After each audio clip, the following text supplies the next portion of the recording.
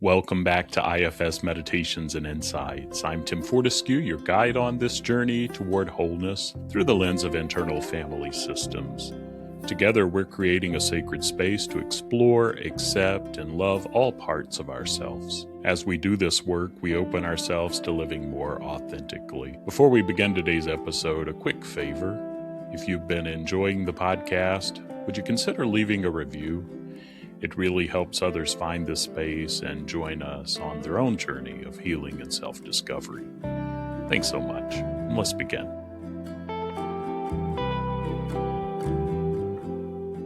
I want to start with a simple invitation today.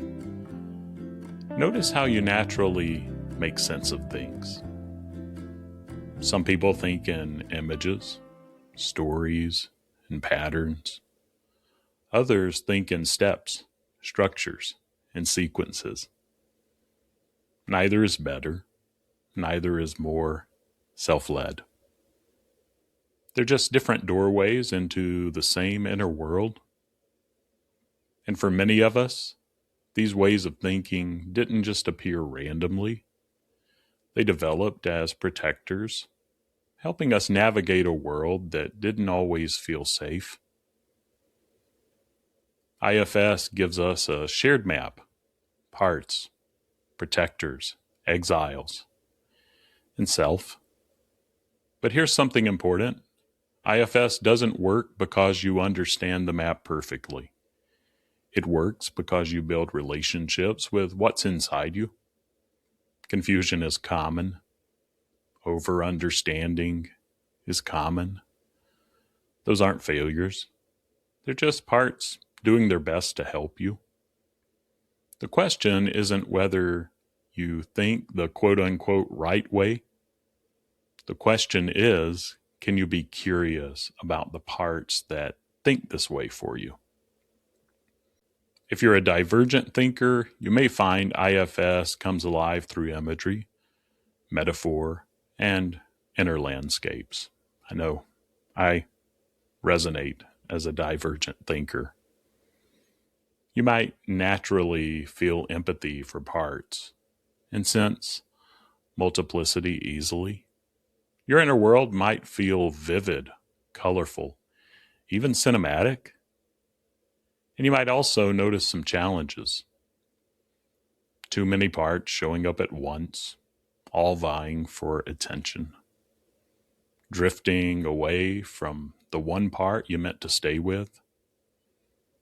Blending without realizing it.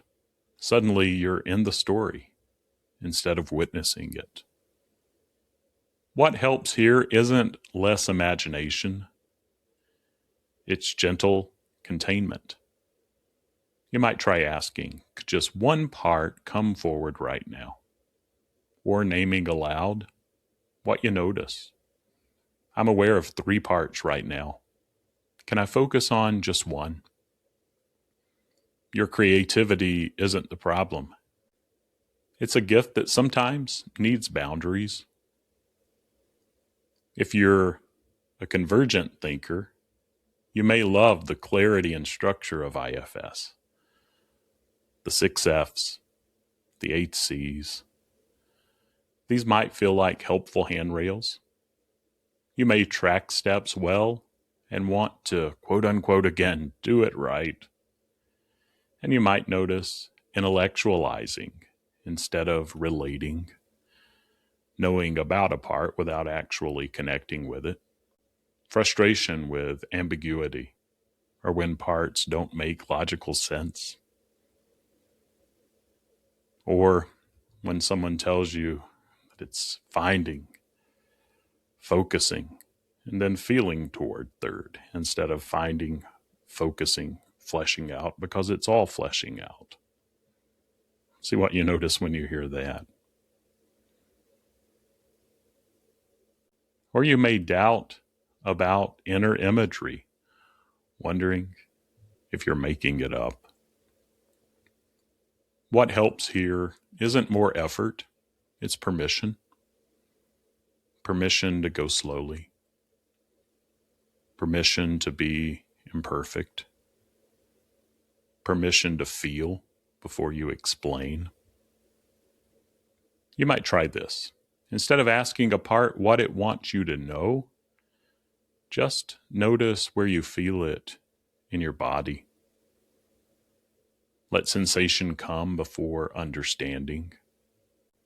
Your desire for quality isn't a problem. It's a strength that sometimes needs softening. IFS is one process with many entry points. Some people begin with sensation or image and reflect later. Some begin with the map and step into experience gradually. Neither is more advanced. Neither gets you there faster. What matters is that you're willing to meet your parts where they are and meet yourself where you are. If you're someone who needs structure, use it. If you're someone who needs spaciousness, trust that too. There's room for your way here. And this is worth naming clearly. Self is not logical. Self is not emotional. Self is not spiritual or imaginative. Self is how you relate. You can be self-led while thinking analytically. You can be self-led while feeling deeply. You can be self-led while imagining freely. And a drop of self is enough. It can get us to that critical mass of being self-led instead of parts-led, no matter how your mind works. The question isn't, am I thinking correctly? The question is, am I curious? Am I compassionate? Am I present? That's self, and it's available to you right now. Sometimes our thinking styles polarize inside us. One part fears chaos. It wants order, steps, clarity. Another part fears constraint. It wants flow, freedom, possibility. You might notice them arguing. You're overthinking this. No, you're being vague and irresponsible. Neither is wrong. Both are trying to protect you. The invitation isn't to fix your mind and your parts, but to befriend them.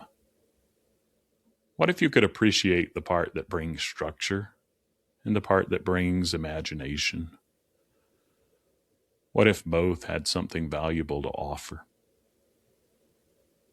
This is the beauty of IFS. We don't have to choose. We can make room for all of it.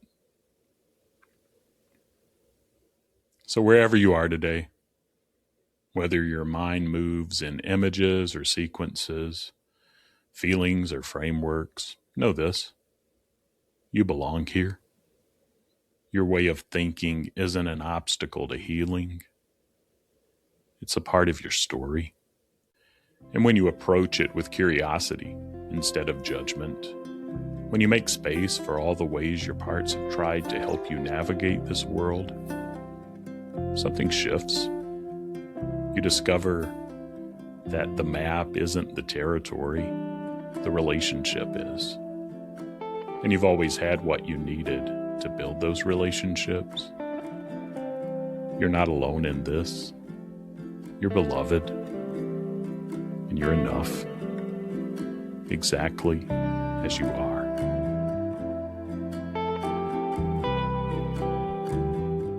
That wraps up another episode of IFS Meditations and Insights. If you found value in today's session, please follow, subscribe, and share with others who might benefit. Your positive review helps more people discover this healing work. For more IFS meditations resources, visit exploreifs.com. And until the next session, be gentle with yourself.